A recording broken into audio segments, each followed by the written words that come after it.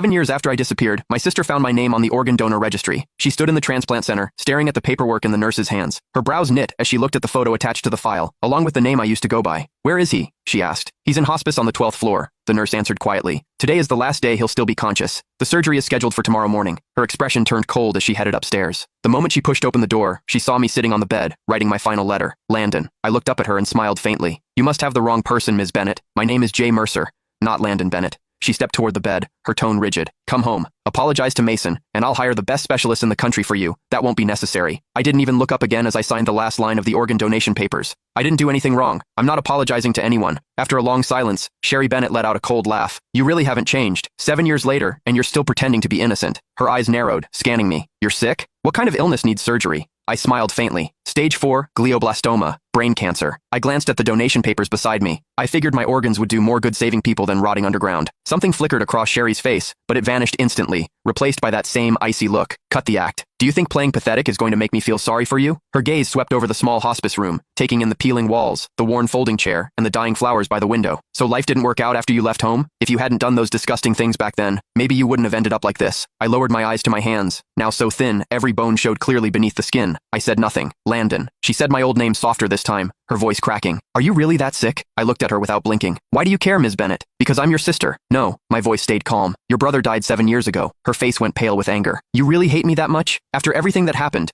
Are you seriously pretending you weren't the one who enough?" I cut her off. "You didn't come here to dig up the past. Say what you actually came to say." She opened her mouth, then hesitated, completely speechless. I gave a soft laugh. "Let me guess. Mason needs a new liver, doesn't he?" Sherry didn't answer. She didn't have to. The way her eyes avoided mine told me everything. I leaned back against the hospital bed, laughing under my breath. "So, that's it. After 7 years, he finally remembered he had an older brother. Today, you came here to ask for my liver?" "Not ask," she corrected sharply. "It's your duty. You agreed to donate before, and Mason needs you again now. He's your brother." I stared at her, amused by how ridiculous she sounded. "Sherry, when you kicked me out 7 years ago, why didn't you remember I was his brother then?" "That was your own fault," she snapped. "If you hadn't done those horrible things to Mason, if you hadn't framed him, I never would have kicked you out." Her voice shook with fury. "You're still lying. Still acting innocent. You think disappearing for 7 years erased what you did?" I slowly closed my eyes as numbness spread through my chest. Even now, she never doubted him. To her, I was always the villain. "Please leave. I need to rest." She grabbed my shoulder hard enough to hurt. "Listen carefully. Mason needs your liver." I opened my eyes, looking at her calmly. "Then he can wait for someone else. My organs are already promised to strangers." Her whole body shook with anger. "How can you be so heartless? Mason saved my life back then.